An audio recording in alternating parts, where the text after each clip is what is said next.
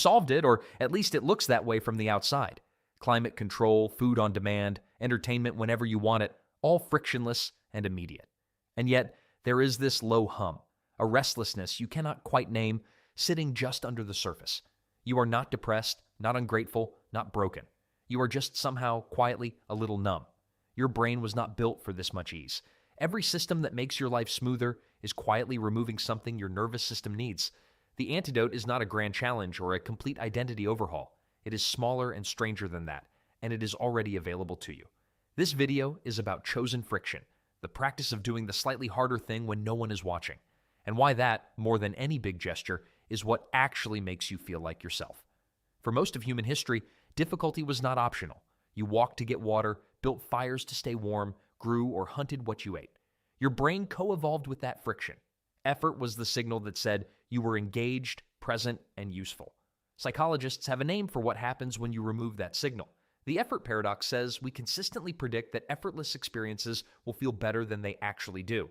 The lake house sounds better than the camping trip until you are at the lake house, bored, checking your phone.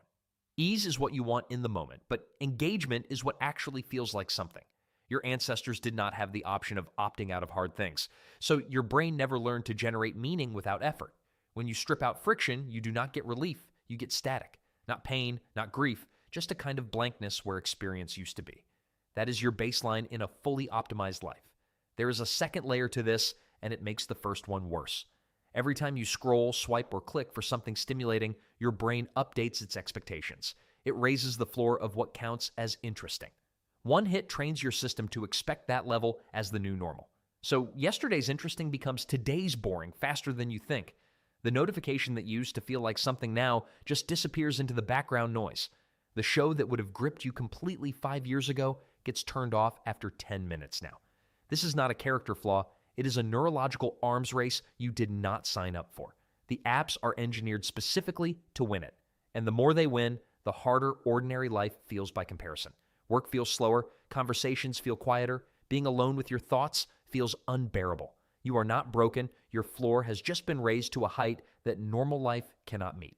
The only way to reset it is to lower the floor deliberately, which means tolerating less stimulation. Here's where most people go wrong once they figure this out. They decide to fix everything at once. January arrives and suddenly the plan is to wake up early, cold plunge, journal daily, cut sugar, hit the gym, and delete social media. By February, maybe one of those habits survived. This is not a willpower problem. It is an identity problem. Goals are about outcomes. Identity is about who you have decided you already are. If you do not believe you are someone who does hard things, every difficult moment becomes a negotiation. And you will lose that negotiation more than you win because comfort is right there, and it argues well. The grand gesture is appealing because it feels like a clean break from the old version of you.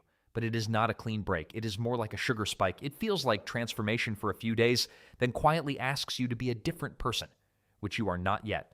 Identity does not update from a single dramatic decision. It updates from evidence, from small repeated choices that accumulate into a picture of who you actually are. So what does it actually look like to do this differently? Not a program, not a protocol, something much smaller. The idea is this. When you reach a fork between the easy option and the slightly harder one, you take the harder one. Not always, not dramatically. Just when you notice the choice, you lean toward the friction. You take the stairs instead of the elevator. You sit with the discomfort of boredom instead of opening your phone. You send the email you have been sitting on. You make the call you have been avoiding. None of these are impressive, and that is the point. The goal is not to become someone who does extreme things. The goal is to become someone who does the slightly harder thing, consistently when no one is watching. That last part matters more than it sounds. When no one is watching is the only honest data point. That is the moment that actually updates your identity, not the public commitment, the private choice. Here is what starts to happen when you do this for a while. Not immediately and not dramatically, but over weeks and months, you start to feel like someone who does hard things. Not because you told yourself you are, but because you have evidence. Every small private choice is a vote cast for a version of yourself. Stack enough of them together, and you do not need motivation because you have identity. The self-trust that comes from this is different from confidence. Confidence is often loud, situational, dependent on results that feel good. Self-trust is quiet, and it compounds differently. It is knowing that when things get uncomfortable, you have a track record of staying. That knowing changes how you carry yourself in ways that are hard to articulate but impossible to fake. there's also something else that starts to happen. Harder to name, but real. Life starts to feel like something again. Not because everything improved, but because you are engaged with it differently. A quick note before we close, because the honest version of this matters. You are not going to do this perfectly. Neither am I. Some days you will take the elevator, open the app, and skip the difficult conversation, and that is fine. The practice is not about being someone who never takes the easy path. It is about being someone who notices the choice, that noticing on its own is already something. Because once you see the staircase, you cannot fully unsee it. And the more you take it, the less it costs, and the more it gives back. Not a perfect life, not an overnight transformation, just the quiet accumulation of small private choices that, over time, add up to someone you actually recognize.